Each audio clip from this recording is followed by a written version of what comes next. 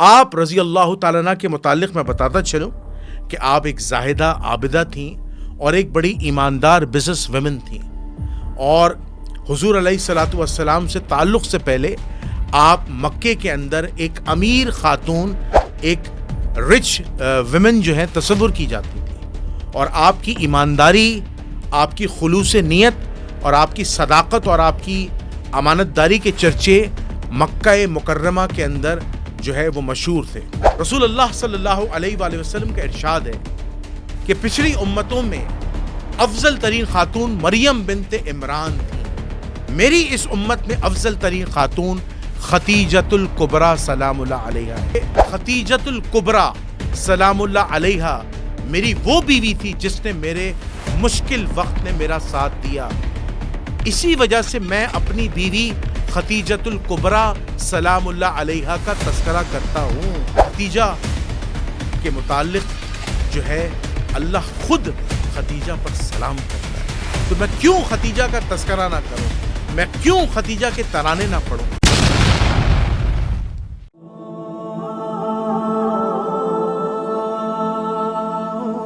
نحمدہ ونصلی ونسلم علی رسولہ الکریم، اما بعد فاعوذ باللہ من الشیطان الرجیم، بسم اللہ الرحمن الرحیم، اللہم صلی علی محمد وعلی آل محمد ولا حول ولا قوة الا باللہ العلی العظیم۔ ناظرین سامعین، آپ کا میزبان جنید الرحمن حاضر خدمت ہے۔ ناظرین سامعین، سب سے پہلے آپ کو رمضان المبارک کی بہت بہت مبارکباد۔ رمضان آ چکا ہے اور آج ماشاءاللہ سمجھ لیجئے 10 رمضان المبارک، شاید اگر میں غلطی نہ کروں 1447 ہجری ہے۔ تو آج کا جو موضوع ہے وہ تاریخ اسلام کے اہم موضوعات میں سے ایک اہم موضوع ہے۔ میں نے یہ اسپیشل جو ریکارڈنگ رکھی ہے وہ آج 10 رمضان المبارک کے حوالے سے رکھی ہے، اور یہ جو 10 رمضان المبارک جو تاریخ ہے یہ ہمیں تاریخ اسلام کے ایک اہم واقعے کی طرف یاد دلاتی ہے، اور تاریخ اسلام کی ایک معتبر، ایک عالمی شخصیت، میں کہوں گا ایک برگزیدہ شخصیت، ایک ایسی شخصیت جس کا تذکرہ عموماً مسلمان اسکالرز، مسلمان محققین، علماء، فقہا اور آج کے محدثین کم کرتے ہیں۔ یعنی اس شخصیت کے متعلق تاریخ اسلام میں ان کے فضائل، ان کے مناقب کے متعلق تاریخ اسلام میں کتابیں بھری پڑی ہیں، مورخین نے بہت کچھ لکھا ہے، لیکن اسے سوشل میڈیا پر یا منبر رسول پر آج کے دور میں بہت کم بیان کیا جاتا ہے اس شخصیت کے متعلق۔ تو آج میں اس شخصیت کے متعلق اسپیشلی یہ ریکارڈنگ کروا رہا ہوں، اور میں آپ لوگوں کے ایمان کو اجاگر کر رہا ہوں کہ اس شخصیت کو بھی جس کا میں آج تذکرہ کرنے والا ہوں، جس کے متعلق میں نے آج کا موضوع رکھا ہے، تذکرہ ہونا چاہیے، ہمیشہ تذکرہ ہونا چاہیے۔ اس شخصیت کا نام ہے حضرت سیدہ خدیجۃ الکبریٰ سلام اللہ علیہا کے یوم وصال کے حوالے سے، کہ آج کے دن ان کا وصال ہوا تھا، اور یہ تاریخ اسلام کا ایک افسوسناک سانحہ ہے۔ رسول اللہ صلی اللہ علیہ وآلہ وسلم نے حضرت خدیجۃ الکبریٰ سلام اللہ علیہا کے وصال والے سال کو جو ہے، جو عام الحزن کے نام سے تاریخ اسلام میں مشہور و معروف ہے، یعنی اس سال رسول اللہ کے 2 جانشین جو ان کے ہر دل عزیز جو شخصیات ہیں، ایک رسول اللہ کے چچا حضرت ابو طالب علیہ السلام، اور ایک رسول اللہ کی زوجہ حضرت خدیجۃ الکبریٰ سلام اللہ علیہا کا وصال ہوا تھا، اور اس وصال کو رسول اللہ نے بطور غم منایا تھا۔ آپ روتے تھے، آپ دیدہ ہو جاتے تھے اور غمگین ہو جاتے تھے جب بھی ان 2 شخصیات کا تذکرہ ہوتا تھا۔ تو نبی کریم صلی اللہ علیہ وآلہ وسلم نے اس سال کو جو ہے غم کا سال کہا، آپ نے غم منایا، اور یہ سال عام الحزن کے نام سے مشہور ہوا۔ میرا آج کا موضوع حضرت ابو طالب علیہ السلام کی وفات کا نہیں ہے، یقیناً حضرت ابو طالب علیہ السلام کا مقام تاریخ اسلام میں بہت بلند ہے، بالا ہے اور ہمیشہ رہے گا، لیکن آج کا موضوع ہے حضرت ختیجۃ الکبریٰ سلام اللہ علیہا کے یوم وصال کے حوالے سے۔ آج ہم ان کے مناقب، ان کے فضائل اور تاریخ اسلام کے حوالے سے اور دین اسلام کے لیے جو ان کی بے لوث خدمات ہیں، آج ہم اسے اجاگر کرنے کی کوشش کریں گے۔ رسول اللہ صلی اللہ علیہ وآلہ وسلم کی چہیتی ترین زوجہ حضرت ختیجۃ الکبریٰ سلام اللہ علیہا، آپ کا پورا نام حضرت ختیجۃ الکبریٰ بنت خولید رضی اللہ تعالی عنہا ہے، سلام اللہ علیہا ہے۔ آپ عرب کی عابدہ، زاہدہ اور ایک علمی شخصیت تصور کی جاتی تھیں، اور آپ ایک کاروباری شخصیت تھی، ایک بزنس ویمن تھیں، اور آپ کا جو سمجھ لیجیے شعبہ تھا وہ تجارت تھا۔ اور آن حضرت صلی اللہ علیہ وآلہ وسلم آپ کے مال کو بطور سفیر جو ہے وہ دوسرے شہروں میں یا دوسرے ممالک میں لے جا کر خرید و فروخت کرتے تھے،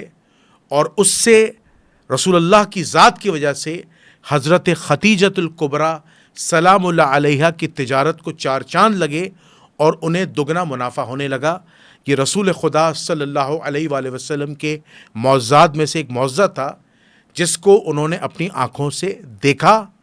اور اس معجزے کو دیکھنے کے بعد نکاح کا پیغام بھیجا۔ آپ رضی اللہ تعالیٰ عنہ کے متعلق میں بتاتا چلوں کہ آپ ایک زاہدہ عابدہ تھیں اور ایک بڑی ایماندار بزنس ویمن تھیں، اور حضور علیہ الصلاۃ والسلام سے تعلق سے پہلے آپ مکے کے اندر ایک امیر خاتون، ایک رچ ویمن جو ہیں تصور کی جاتی تھیں، اور آپ کی ایمانداری، آپ کی خلوص نیت اور آپ کی صداقت اور آپ کی امانت داری کے چرچے مکہ مکرمہ کے اندر جو ہے وہ مشہور تھے۔ اہل سنت والجماعت کے مطابق آپ کو بیوہ کہا جاتا ہے کہ آپ بیوہ تھیں، جبکہ مکتبہ تشیع اس کی مخالفت کرتا ہے کہ آپ کنوانی تھیں۔ اب یہاں پر دو باتیں، ایک بات یہ کہ اہل سنت یہ کہتے ہیں کہ حضرت ختیجۃ الکبریٰ سلام اللہ علیہا کی پہلے ایک شادی ہو چکی تھی، اور ان کے شوہر کا نام تھا نباش بن زرارہ تمیمی، اور ان کے انتقال کے بعد آپ جو ہیں بیوہ ہو گئی تھیں، اور بیوہ ہونے کے بعد پھر آن حضرت صلی اللہ علیہ وآلہ وسلم سے آپ کا نکاح ہوا۔ جبکہ اہل تشیع اس اہل سنت کے نظریے کی یا اس تاریخی واقعے کی مذمت کرتے ہیں، اور وہ کہتے ہیں یہ جھوٹا واقعہ ہے، جبکہ حضرت ختیجۃ الکبریٰ سلام اللہ علیہا جو ہے وہ شروع سے کنواری تھیں، اور آپ کی پہلی شادی اور آخری شادی رسول اللہ صلی اللہ علیہ وآلہ وسلم کے ساتھ ہوئی۔ اب ہم یہ آپ کو بتاتے ہیں کہ نبی کریم صلی اللہ علیہ وآلہ وسلم سے آپ کا تعلق کیسے قائم ہوا۔ حضرت ختیجۃ الکبریٰ سلام اللہ علیہا سے تعلق کی جو وجہ ہے، وہ وجہ بنی ہے، جو شخصیت بنی ہے، وہ حضرت ابو طالب علیہ السلام تھے۔ حضرت ابو طالب علیہ السلام نے حضرت ختیجۃ الکبریٰ سلام اللہ علیہا کو یہ پیغام بھیجا کہ میرا بھتیجا محمد بن عبداللہ بن عبد المطلب علیہ السلام جو ہے، علیہ الصلاۃ والسلام جو ہے، وہ معاشرے میں صادق اور امین ہے، اور وہ ایک منفرد شخصیت ہے عرب کی، کوئی عام شخصیت نہیں، ایک منفرد اور ایک اعلیٰ اور عرفہ شخصیت ہے، اور اس کا تعلق خاندان بنی ہاشم سے ہے، جو ایک عرب کے اندر اعلیٰ خاندان تصور کیا جاتا ہے۔ اگر تم میرے بھتیجے کو بطور سفیر مال غنیمت بیچنے کے لیے بھیجو گی تو اللہ تمہارے مال میں برکت دے گا۔ تو حضرت ابو طالب علیہ السلام کی سفارش پر جناب نبی کریم صلی اللہ علیہ وآلہ وسلم کو بطور سفیر مال بیچنے کے لیے حضرت ختیجۃ الکبریٰ سلام اللہ علیہا نے مقرر فرمایا، اور ان کے ساتھ ایک شخص کو اور بھیجا جو حضرت محمد مصطفیٰ صلی اللہ علیہ وآلہ وسلم کا مال بیچنے میں ساتھ دے۔ وہ شخص دیکھتا ہے، اور اس کے ساتھ ساتھ جو ایک عیسائی راہب ہوتا ہے، یہ پوری روایت جو ہے میں طبقات ابن سعد کی پڑھ رہا ہوں، اس میں آپ تفصیلی ریفرنس دیکھ لیجئے گا جلد نمبر 1 کے اندر طبقات ابن سعد میں، وہاں پہ یہ پوری ڈیٹیل سے یہ واقعہ گیون ہے نبی کریم صلی اللہ علیہ وسلم کی اور حضرت خدیجۃ الکبریٰ کی ذات کے حوالے سے۔ وہ جو شخص نبی کریم صلی اللہ علیہ وسلم کے ساتھ ہوتا ہے وہ دیکھتا ہے کہ نبی کریم صلی اللہ علیہ وآلہ وسلم جب مال بیچنے جاتے ہیں دوسرے ملک کے اندر، اور نبی کریم صلی اللہ علیہ وآلہ وسلم کی زبان میں اتنی تاثیر ہوتی ہے، آپ کی شخصیت میں اتنا روب ہوتا ہے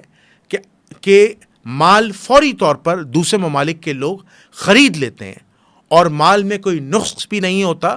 اور اس کی دگنی قیمت آپ صلی اللہ علیہ وآلہ وسلم کو ادا ہو جاتی ہے۔ اس کے ساتھ ساتھ وہاں پر ایک عیسائی راہب بھی ہوتا ہے جو یہ دیکھتا ہے کہ راستے میں کچھ درخت ہیں، کچھ پہاڑ ہیں، کچھ لوگ ہیں، یعنی جو جاندار چیزیں ہیں، جو لیونگ تھنگز ہیں، وہ نبی کریم صلی اللہ علیہ وآلہ وسلم کو معجزانہ طور پر سجدہ کر رہے ہیں۔ تو اس شخص نے جو نبی کریم صلی اللہ علیہ وسلم کے ساتھ تھا، جو حضرت خدیجۃ الکبریٰ سلام اللہ علیہا کا ذاتی نمائندہ تھا، ان کا ملازم تھا، جو نبی کریم صلی اللہ علیہ وسلم کے ساتھ تھا، وہ بڑا متاثر ہوا، اور وہ راہب بھی، عیسائی راہب بھی متاثر ہوا کہ یہ کوئی عام شخصیت نہیں ہے، یہ یقیناً اللہ کے بہت بڑے ولی، اللہ کے بہت بڑے بزرگ یا پیغمبر ہیں۔ اس کے بعد مال دگنی قیمت پر بکتا ہے، دگنا منافع ہوتا ہے، اور نبی کریم صلی اللہ علیہ وآلہ وسلم واپسی آتے ہیں۔ اس کے بعد حضرت خدیجۃ الکبریٰ سلام اللہ علیہا اپنی آنکھوں سے منظر دیکھتی ہیں کہ نبی کریم صلی اللہ علیہ وآلہ وسلم جو ہیں وہ سواری پر سوار ہیں، اور آپ کی حفاظت کے لیے 2 فرشتے آپ کے ساتھ چل رہے ہیں، اور اوپر، یعنی اوپر جو تپتی ہوئی گرمی ہے، جو تپش ہے، اس میں ایک سایہ ہے، اور وہ سایہ فرشتوں کی طرف سے اللہ تعالیٰ کے حکم سے وہ سایہ جو ہے حضور کے اوپر ہوتا ہے، اور آپ کو گرمی نہیں لگتی، آپ کو ٹھنڈ محسوس ہوتی ہے۔ اس معجزے کو حضرت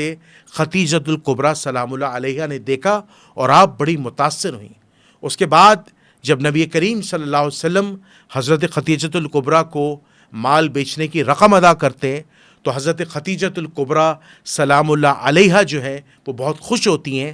کہ آج ایک ایسے بابرکت شخص، ایک ایسے منفرد شخصیت کے ہاتھوں مال بکا ہے جس سے مجھے دگنا منافع ہوا ہے، اور آج اللہ نے اس منافع میں برکت رکھی۔ اس کے بعد جو ان کے ساتھ شخص ہوتا ہے جس کو بطور نمائندہ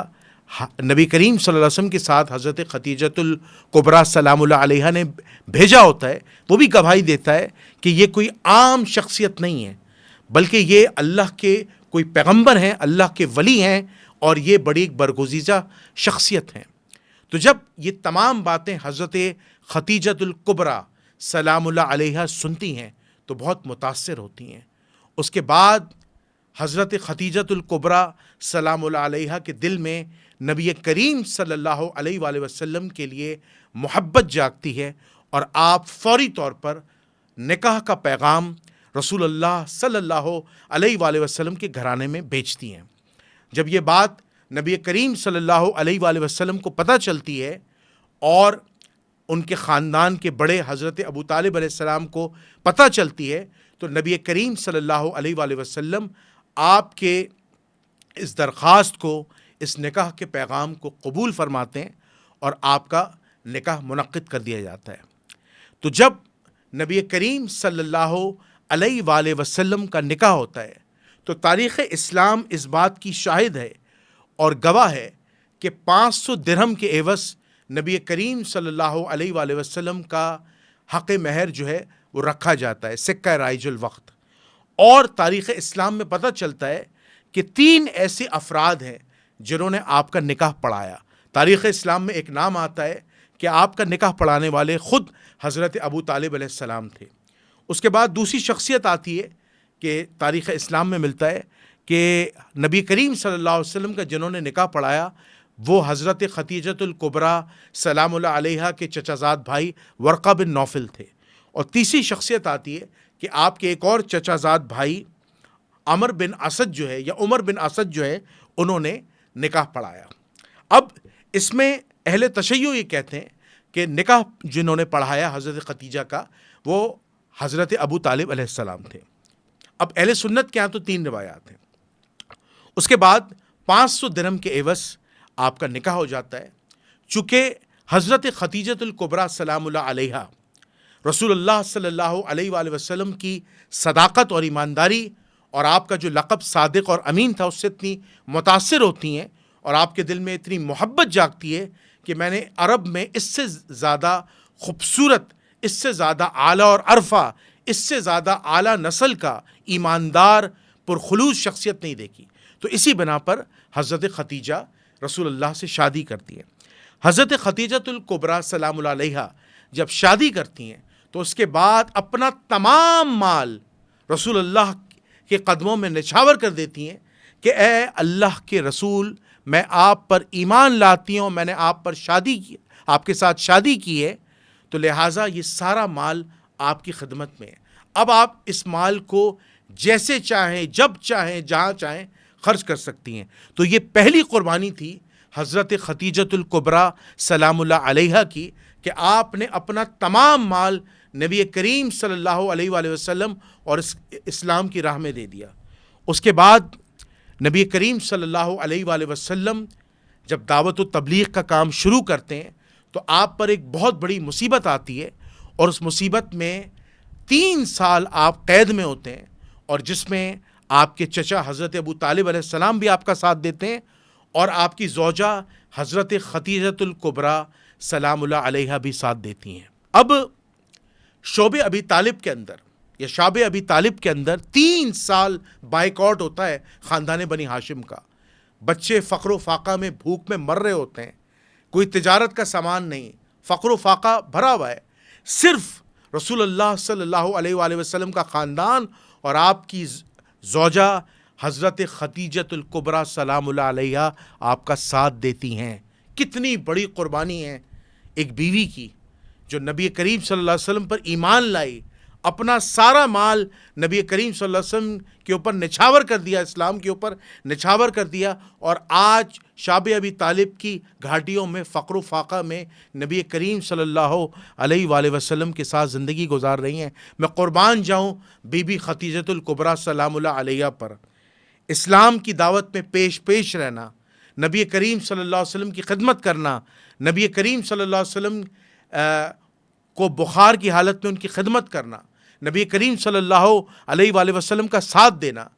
اور جب پہلی وحی کا واقعہ ہوتا ہے تو نبی کریم صلی اللہ علیہ وسلم کو شدید بخار ہوتا ہے، اس بخار میں نبی کریم صلی اللہ علیہ وسلم کی تیمارداری کرنا، نبی کریم صلی اللہ علیہ وآلہ وسلم کو سنبھالنا، یہ کام حضرت خدیجۃ الکبریٰ سلام اللہ علیہا نے سر انجام دیا، اور میں قربان جاؤں حضرت خدیجۃ الکبریٰ کی اس خدمت پر۔ حالانکہ جو پہلی وحی کا واقعہ جو صحیح بخاری میں گیون ہے، اہل تشیع اس کی مخالفت کرتے ہیں کہ حضور پہلی وحی کے واقعے کے اندر جو ہے وہ قرآن کو ٹھیک طرح پڑھ نہیں پائے۔ یہ خیر ایک اختلافی بات ہے، یہ ہمارا موضوع نہیں ہے، لیکن آج میں آپ کو بتاتا چلوں کہ حضرت خدیجۃ الکبریٰ سلام اللہ علیہا سے نبی کریم صلی اللہ علیہ وآلہ وسلم کے یہاں 6 اولادیں پیدا ہوئیں۔ پہلا نام زینب بنت محمد، دوسرا نام ام رقیہ بنت محمد، تیسرا نام ام کلثوم بنت محمد، چوتھا نام فاطمۃ الزہرا بنت محمد، پانچواں قاسم بن محمد، اور چھٹا نام عبداللہ بن محمد۔ یعنی آپ رضی اللہ تعالی عنہ سے 6 اولادیں پیدا ہوئیں، اس پر شیعہ سنی اتفاق ہے۔ اس کے بعد اب ہم چلتے ہیں کچھ حضرت خدیجۃ الکبریٰ سلام اللہ علیہا کے فضائل کے حوالے سے۔ رسول اللہ صلی اللہ علیہ وآلہ وسلم کا ارشاد ہے کہ پچھلی امتوں میں افضل ترین خاتون مریم بنت عمران تھیں، میری اس امت میں افضل ترین خاتون خدیجۃ الکبریٰ سلام اللہ علیہا ہے۔ رسول اللہ صلی اللہ علیہ وآلہ وسلم کی صحیح حدیث ہے کہ خدیجۃ الکبریٰ سلام اللہ علیہا میری وہ بیوی تھی جس نے میرے مشکل وقت میں میرا ساتھ دیا، اسی وجہ سے میں اپنی بیوی خدیجۃ الکبریٰ سلام اللہ علیہا کا تذکرہ کرتا ہوں۔ ایک دفعہ کا ذکر ہے کہ حضرت خدیجۃ الکبریٰ سلام اللہ علیہا نبی کریم صلی اللہ علیہ وآلہ وسلم کے لیے سالن پکا کے لا رہی تھیں. آپ راستے میں تھیں، جبرائیل پہلے پہنچ گئے، وہی لے کے آئے اور کہنے لگے کہ یا رسول اللہ صلی اللہ علیہ وسلم، آپ کو پتہ ہے آپ کی بیوی، چہیتی بیوی خدیجۃ الکبریٰ سلام اللہ علیہا جو ہے وہ آپ کے لیے سالن پکا کے لا رہی ہیں. اور تو رسول اللہ بڑا خوش ہوتے ہیں اور پھر جبرائیل امین بشارت دیتے کہ اے اللہ کے رسول، اللہ آپ کی زوجہ خدیجۃ الکبریٰ کو سلام پیش کرتا ہے. آپ اندازہ لگائیے خدیجۃ الکبریٰ کا کتنا بڑا مقام ہے کہ خدیجۃ الکبریٰ کے لیے اللہ خود سلامتی بھیج رہا ہے، اس کے فرشتے سلامتی بھیج رہے ہیں اور جبرائیل امین کے ذریعے سلام آ رہا ہے. یہ وہ مقام ہے خدیجۃ الکبریٰ کا کہ نبی کریم صلی اللہ علیہ وسلم جب یہ بات سنتے ہیں تو آپ آبدیدہ ہو جاتے ہیں، آپ رونے لگتے ہیں. اور پھر جب خدیجہ آتی ہیں ان کے سامنے آپ بشارت دیتے ہیں کہ آپ کو اللہ نے سلام پیش کیا ہے. میں قربان جاؤں خدیجۃ الکبریٰ سلام اللہ علیہا کے حوالے سے. اس کے بعد میں آپ کو بتاتا چلوں، رسول اللہ صلی اللہ علیہ وسلم کی اکثر جو ازواج تھیں، خاص طور پر حضرت عائشہ صدیقہ رضی اللہ تعالیٰ کہتی تھیں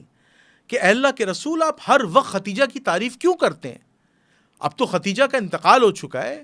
ٹھیک ہے، اور آپ ان کی سہیلیوں کا اکرام بھی کرتے ہیں، انہیں تحائف بھی دیتے ہیں ان کے انتقال کے بعد.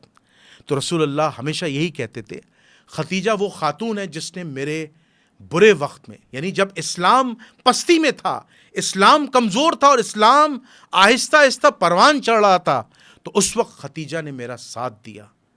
اور خدیجہ کے متعلق جو ہے اللہ خود خدیجہ پر سلام کرتا ہے. تو میں کیوں خدیجہ کا تذکرہ نہ کروں، میں کیوں خدیجہ کے ترانے نہ پڑھوں؟ خدیجہ اس لائق ہے. اور پھر نبی کریم صلی اللہ علیہ وسلم کی حدیث ہے کہ اللہ نے خدیجہ کے لیے جنت میں ایک موتیوں بھرا محل تعمیر کر دیا ہے، جس میں خدیجہ رہے گی، میں رہوں گا،